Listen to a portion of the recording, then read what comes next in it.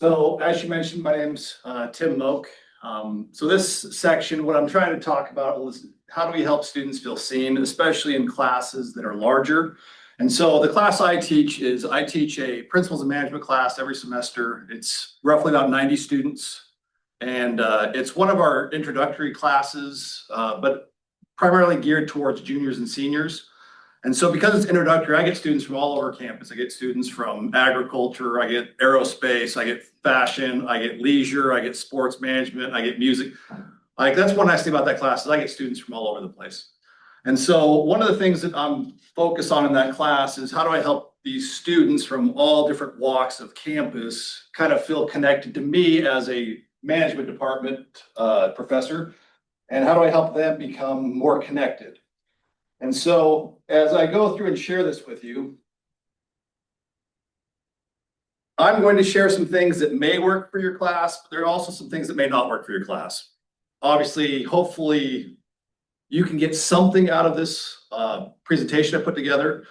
I'm going to kind of meander and walk my way through some of the things that I've tried that have worked, some of the things that have failed, some of the things that I'm still working on. And so I'm not a perfect teacher like any of us are, but what I care about is I care about my students' success. And to my students, that means always being sharp, always changing, always adapting, and trying to present things in a way that helps them and makes it more beneficial for them. So again, some of the stuff you may look at, you may already be doing. Some of these things you're looking at, you might think to yourself, this will not work in my class, but I'm hopeful that some of the things you'll get out of this will be something that you can look at and say, I may not be able to do it the way he's doing it, but I can kind of tweak or adapt and make it work for my class.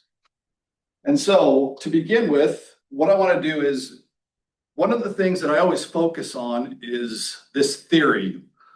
In the social sciences, we have a theory, it's called self-determination theory. It's a motivation theory. And what this motivation theory basically states is that people have three fundamental needs: the need for relatedness, the need for autonomy, and the need for competence. And so if you can help people to fulfill those three fundamental needs, the theory goes on to state that their motivation will increase. And so as I'm teaching classes, I always kind of have these in the back of my head, especially as I'm kind of gearing classes up, because what I want to do is I want to help them enhance their motivation, my students. And especially when I have students from so many different departments and my class isn't necessarily like a major course for them, I have to do something extra to try to keep them engaged because, well, I'll talk about that here in just a second. Day one, that's where it all starts. Day one is all about relatedness. Okay, I don't know if you're like my classes, but on day one, it's like dead silent. You have 90 students and very few of them are speaking. If they are speaking, it's because they already know somebody, or you have somebody who's an extreme extrovert who's forcing conversations. Okay, that can be isolating. That's isolating for me, that's isolating for them, especially if you're a transfer student, your first time MTSU, you're coming into a class, you're just sitting there and you're just like, what do I do? Okay, I recognize that because I've been a student, and so I empathize with that. Now, I also use that to my advantage, meaning when I first start my class and it's quiet, that's when I hit the syllabus. Why? Because I have their full undivided attention. Now, I know when I go through the syllabus, I hit the highlights and there's certain things they're going to forget. But I understand that. I want to make sure I hit those highlights up front.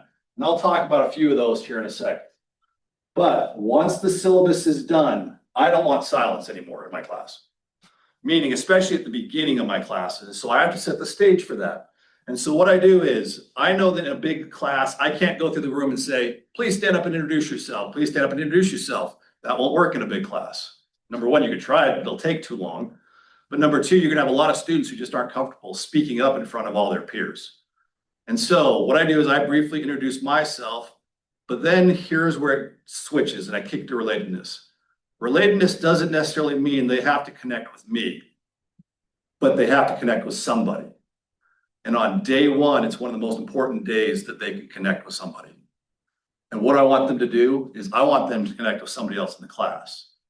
And so I give them a couple prompts. I talk to them about human psychology and how about we want to stay in our shells, we want to do what's comfortable, but I say, no, what you have to do is we have to embrace the awkwardness because it's awkward to meet somebody new. We're not kids anymore where it's natural. It's now more awkward for us, especially those of us who are more introverted. I'm more introverted myself. And so what we do is I have them give a couple prompts, we turn over, and then all of a sudden the class like erupts. It's like an explosion just happened where the noise just goes from like a 0 to a 10. Because why? They're all craving this ability to connect with somebody because it's so quiet and awkward. They want to basically break out of that awkwardness. And so afterwards, I always ask them, when we're done, I always ask them, I say, okay, how many of you remember the name of the person you just talked to? And literally about a third of the hands will go up.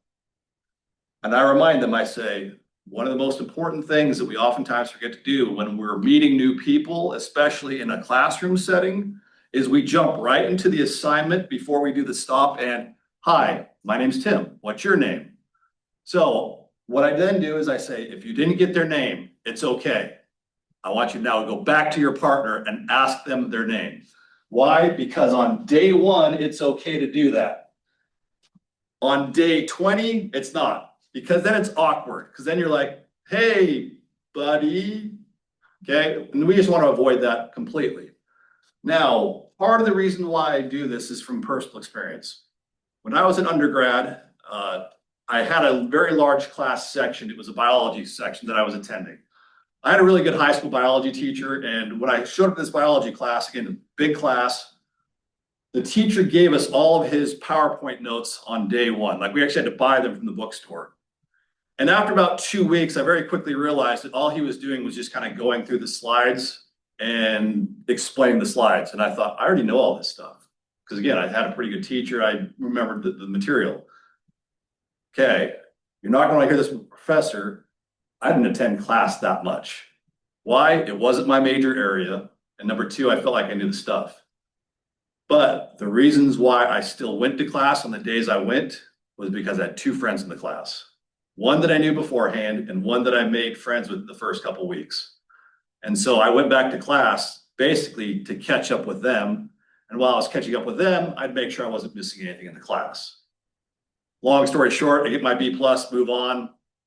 But what I learned from that, most importantly, was that part of the reason why I went to class was for the connection to these other people that I met. Well, how do I present that in my own classroom? Okay, day one's over, day two comes back. Now, what you're going to very quickly realize is it's not as quiet. It's still quiet, but it's not as quiet. What do we have to do?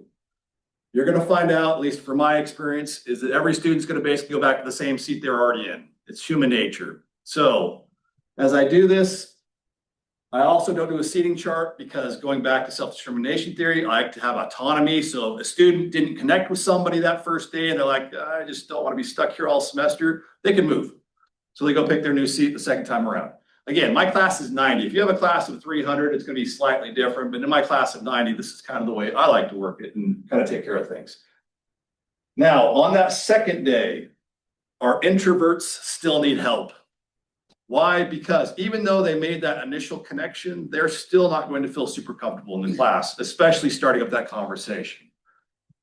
What I have to do is that second day, I have to have another group activity where I have them get back with their partners, either original or new. And what I say to them is, do you remember the name of the person you talked to? And again, this time a little bit more, probably 2/3 of the class remembers, but the other third doesn't. I say, that's okay. What I want you to do with this group discussion is get back with your groups, start again by introducing yourself, find out how their first day went, talk to them, just get to know them first, and then jump into the discussion. As you're doing this, and as they learn about this, they start to then build that connection with somebody else in the class. Beyond day two, throughout the rest of the semester, I reinforce this. I continue to have small activities where I say, okay, get together with your partner, get together with your partners, if it's 2 or 3. I avoid the 5 to 6, way too big in a classroom setting. For me, it's always 2 to 3. Anything bigger than that, I find out you have too many students who won't do anything. So that's what typically works for me. And so as I do that, then I realize that they start to connect. Why? Because they go back to that same seat every class period. And they have the same student sitting by them every class period. But now when they go back, it's not a, who's this random person next to me? It's somebody who has a name that I've had a conversation with. Now I can catch up with them. And I will tell you, I've had feedback from students who have literally put in my feedback, Dr. Moak, thank you so much for making me get out of my comfort zone and talk to somebody. I made a friend. And that friend was part of the reason why I came to class the entire semester. I enjoyed the class, but I also enjoyed taking that class with my friend. And that to me was a big payoff, because then it was like, okay, they're not just coming because of me, they're coming because of somebody else. But to be honest, I don't care why they're there. I'm just happy that they're coming. And so any tool I can use to help them come, to me, that's a big deal. All right. In my class, I do not do attendance. Okay. I used to do attendance. I used to pass around a piece of paper, or I even went to Top Hat. And with Top Hat, you would project like a number on the screen. They'd get on their phones and they would type in the number. Okay. The reason why I went away from this is because you always have a certain number of students who will try to game the system by having their friend, because again, they now have friends in the class, sign the paper for them. And you're like, wait, that person wasn't here today. Or I have a classroom, in my class, we teach the same classroom every semester. There's a door in the back with a little window in it. And when I was doing Top Hat, I would literally watch some students poke their head through the back window, type the code, and then walk away. And I thought, okay, this is just ridiculous. This is defeating the purpose of what I'm trying to do. So what I did is I switched it around. Instead of taking physical attendance, I started doing attendance via participation assignments. What we do is, in my class, in the lecture, will have different discussion prompts that I'll have throughout the class. Sometimes at the beginning, sometimes at the middle, sometimes at the end. Sometimes there's one at the beginning, sometimes there's one at the end. It's always random. Now, I don't tell them it's for attendance. I just tell them it's for participation. Why do I do this? Because then I get a sense of who's there, number one.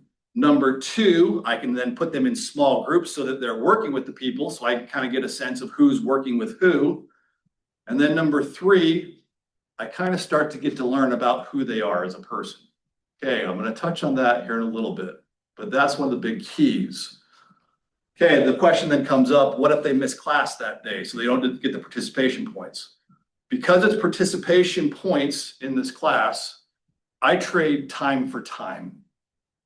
What does I mean by that? You miss class that day, I allow all my students 2 free makeups. You miss class that day, what do I want to exchange? So my research is on kind of mentoring, career development, things of that nature. And so for me, development's a big deal. And so what I say is, if you miss class that day, here's the chapter we covered, here's the notes, the slides, the book slides. I don't give them my slides, I give them the book slides so that they can take additional notes. And then go attend some professional development event. Do a half-page write-up of it. So that way, if you missed my class, it's an hour and 20 minutes, but you went to a professional development that was an hour long, I traded time for time. So you can make up those points. So I allow you to do that twice. Why? Because it gets them out learning something. And to me, that's important, that they're always working on themselves and learning something, especially from my background in business, where your career is all based upon your professional development, how much you put into it. Okay, this is going to sound weird to some of you. I do all my own grading. I used to use a GA. It was good for some regards because it freed up some time for me, but it was bad for me because I didn't get to know my students the way I wanted to. Now, because it's participation assignments, for those assignments, those I can go through pretty fast. I tell my students though, because I'm grading all 90 of your papers, there isn't going to be any feedback on these papers. Okay, now pause for a minute. I know what you're thinking. That's weird, Dr. Moak, why are you not giving any feedback? Now, if I'm going through and they will and I'm reading through and they'll end with like a halfway through the sentence, I will put feedback of like, you didn't finish your thought. Like, what else were you going to add? Or if they put something random or weird, I make sure I respond. That way they know I'm paying attention. I tell them in class up front that, hey, on these participation assignments especially, I'm not going to give you feedback. You'll just get your grade. If I notice something, I'll put something in. Why? Because that then saves me some time from going through everything. Now, if it's an assignment where they're doing something that's more involved, that's where the feedback will come in. So again, I kind of clarify between If it's a participation assignment, there's not really feedback because the feedback, we talked about it in class, we went through the case, whatever it was. So there's not gonna be much feedback on that.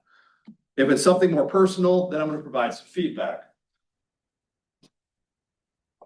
Over the semester, as I'm doing this, why am I grading it? I wanna get to know them. Now, I'm not gonna get to know them on a huge level, but as they're writing things about themselves, because in my class, it's focused on management and leadership. And so we learn about strengths, weaknesses. We learn about different management theories, how you can apply those theories, about your own experiences you've had. And so as we're doing this, I try to then look at their names and faces while I'm grading their papers. Now, this has become more challenging because this year pipeline, they changed pipeline. So you used to be able to get the list of your students across. Now all you get is this small picture. I've made a recommendation that they put that back in. Please join with me in making that recommendation. Why? Because that was one of the ways I got to know my students is I'd walk into class with that paper with all their faces in color, and then I'd kind of start picking out who's who. And so slowly over the semester, I'd kind of start learning who people are. Okay, again, why did I do this? So I could start to get them to know them. Funny story, end of semester, we had our final exam. There was a student, she sat in the back of the class, about second row on the aisle. I think she was the last person to finish her exam.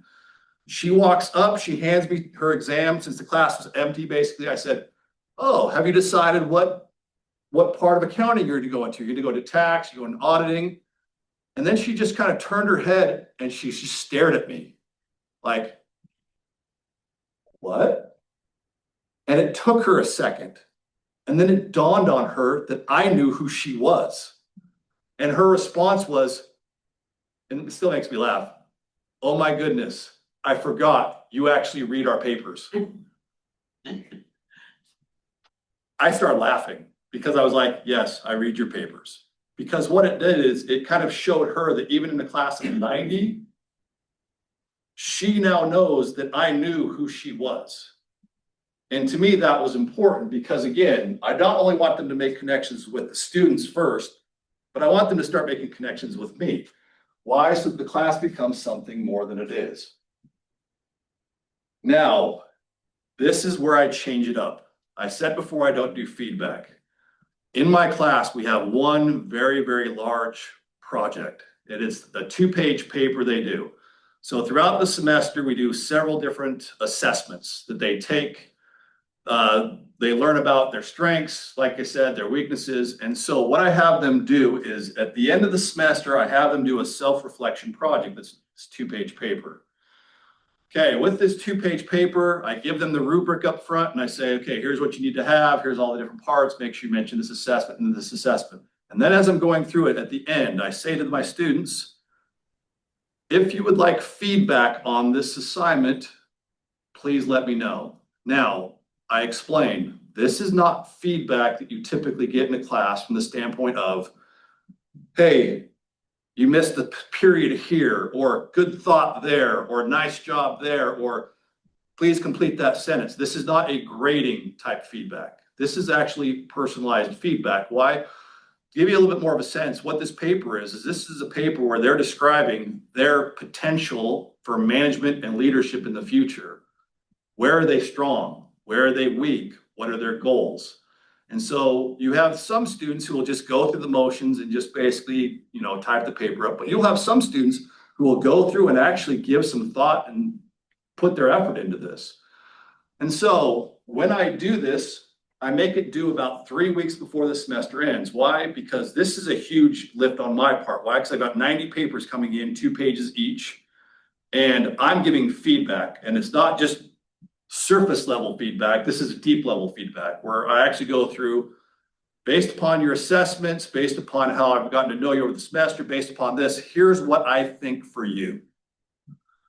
This takes me a long time. That's why I have it due about 3 weeks before the end of the semester. And I tell them it's going to take about 2.5 weeks to grade this because I have to go through all of them. And I say, I pull up their picture, I have their picture there. I read through the paper.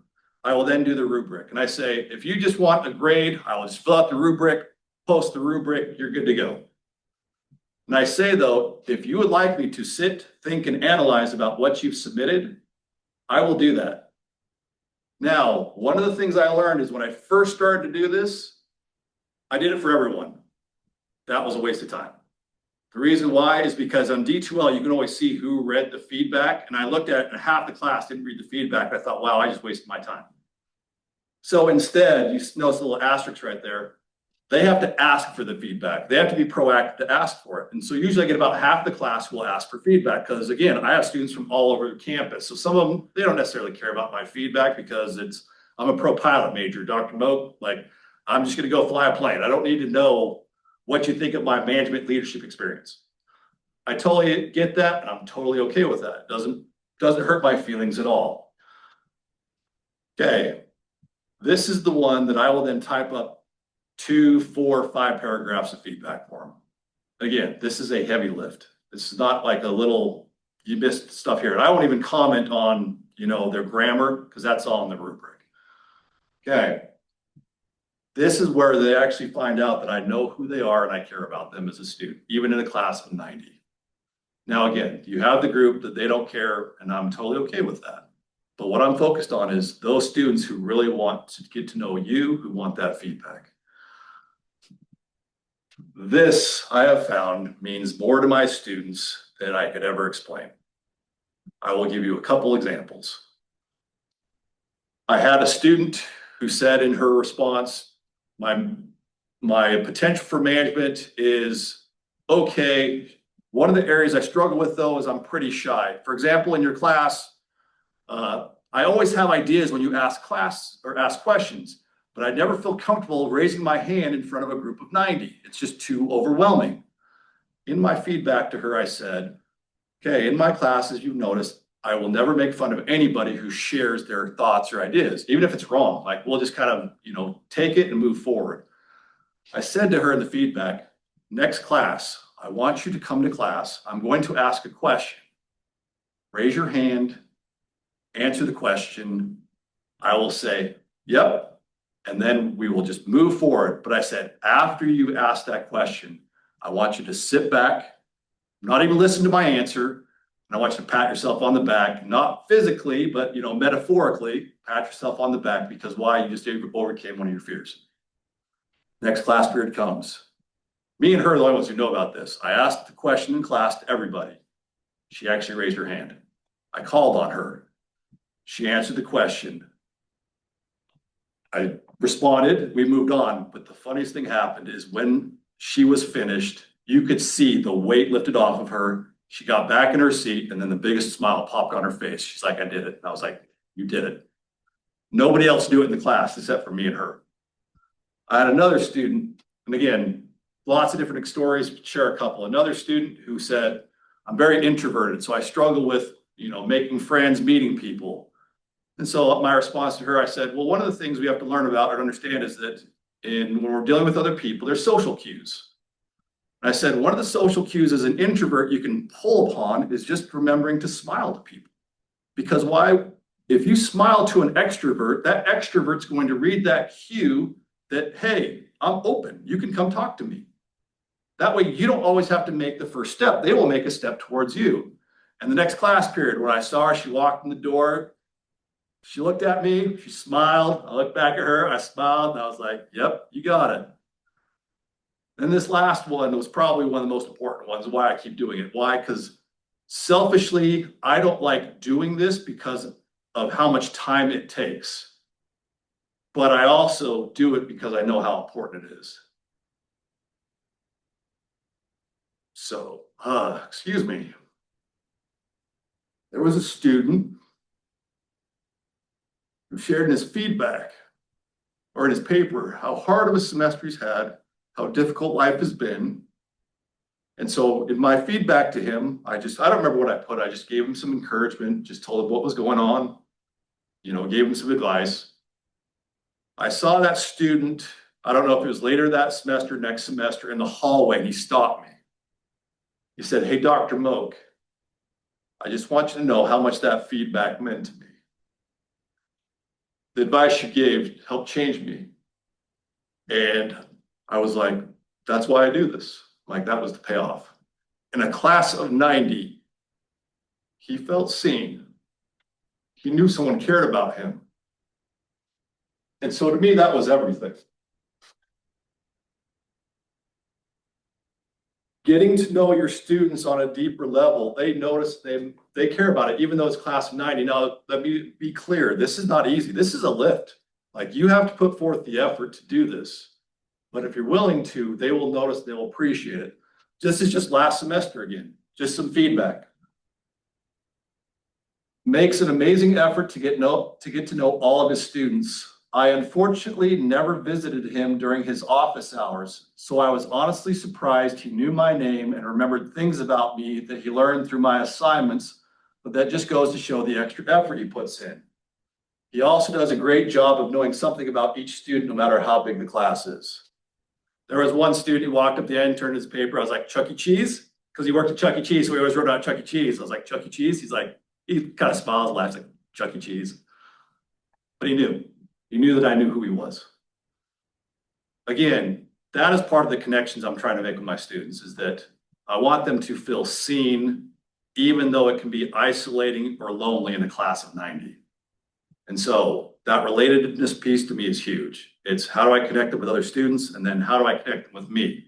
Since I'm an introvert myself, it's not easy for me to walk around the room and like shake everyone's hand and like get to know them. So what I had to do is I had to find something that works for me. And so what works for me is kind of the one-on-one behind the scenes. You submit this paper, I read it, I grade your papers, and I give you that feedback on it because I've kind of gotten to know you throughout the semester. Okay. With all that being said, now let me shift gears to a couple other things I do, kind of touching on other things. In management, one of the things we talk about is to be an effective manager, you have to do kind of two things. You have to have consideration, and you have to initiate structure. The consideration part is kind of the relatedness part. So what do I mean by this?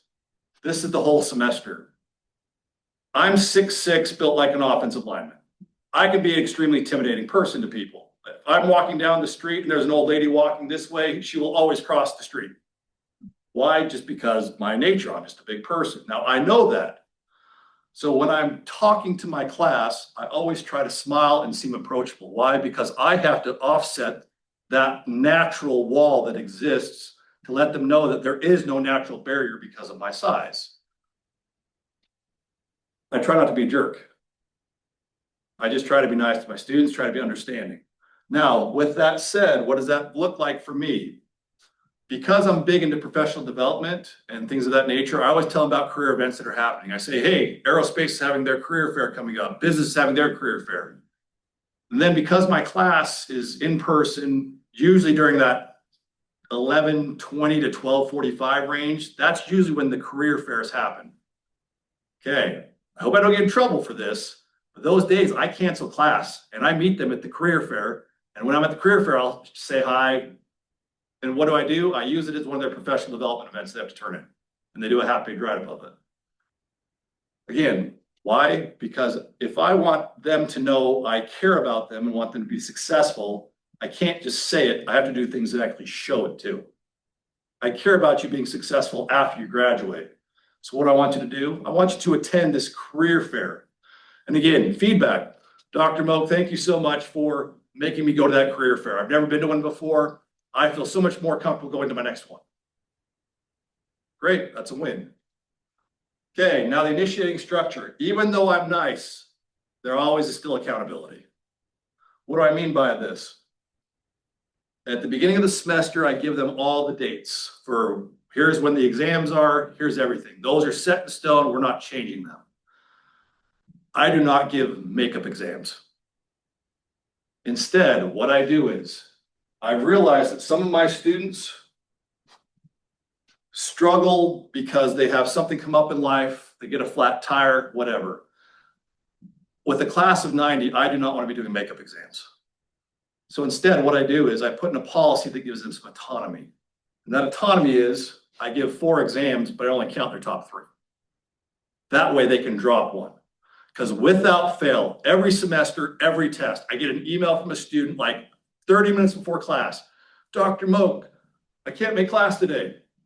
What am I going to do? I just simply respond, don't worry about it. Don't stress it. Remember, I do 4 tests. I only count 3. You can drop one. This does 2 things. It gives them autonomy to pick when they come, because I also say, so if you got 5 tests happening that one day, just skip mine. Don't worry about it. Make it up in the next one. But what it also does is it gives them some incentive to do well on the first three, because if they score well on the first three, what can they then do? They can skip the final. All of a sudden, what did I just do? I gave them autonomy to work hard so that they can get done early, help increase their motivation. And then, as I said, I don't do any extra credit in my class. It's going to sound weird. I don't do any extra credit. Instead, I do that makeup for the exam, or not that makeup, but the extra exam. And then I allow them to do the makeup assignments. I haven't had a problem yet with students complaining, Dr. Moe, where's the extra credit at? Because why? I set up in the beginning so that that stuff's all built in. Because at the end of the semester, the last thing you want from 90 students is 90 extra papers to grade, because they're all submitting extra credit assignments. So again, that works for me. It might not work for you, but I'm just trying to share some of the things that I do. Then lastly, to kind of close off, is the competence. I love what I teach. I love what I teach. I love the topic. I love the content. I love helping students understand how management and business work. Because regardless of what their major is, basically everyone's going to go work for some organization somewhere. And so I even tell them at the end of the semester that even if you're not going to go do this, the principles we're learning are going to apply regardless of what your major is. And so what do I have to do? I have to try to help them make those connections to the real world. And I've found out that in the end, if I'm passionate about what I do, if I enjoy doing it, that comes through. And then even though it's a class of 90, they still feel like, because of my passion, that it's just me and them. And we're just having a conversation. And then bring in their partner so that they can have three of us now working together. So again, those are just some of the things that work for me. Again, I don't know if these will all work for you.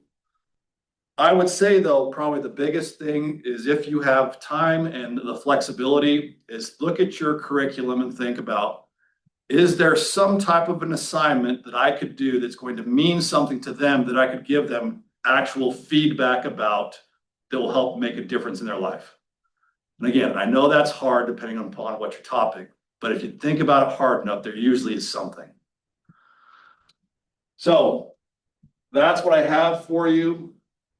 Be aware though, even though it's a class of 90, you will still have students who come and ask you for letters of recommendation. And you're like, really? You don't have a class where there's like 20 of you, where you got to know your professor a little bit more closely? And it's like, no, Dr. Moak, I felt like I got to know you.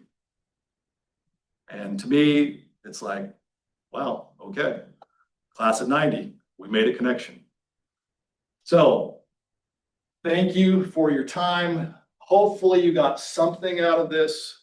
But again, for me, it goes back to that relatedness of how can I make a connection with them, or help them make a connection with somebody else, so that when they come to class, it's not just, I'm coming to listen to a lecture. It's, I'm coming to see my friends, and I'm coming to learn something from somebody who cares about me and cares about the topic they're teaching. And so my evaluations typically show that, where students will respond, that even though this is a class of 90, it was still one of my favorite classes. So thank you. Great. Thank you to everyone who joined us on Zoom. We have one more session for Large Class Playbook in April. So please check us out then, and have a great rest of your semester.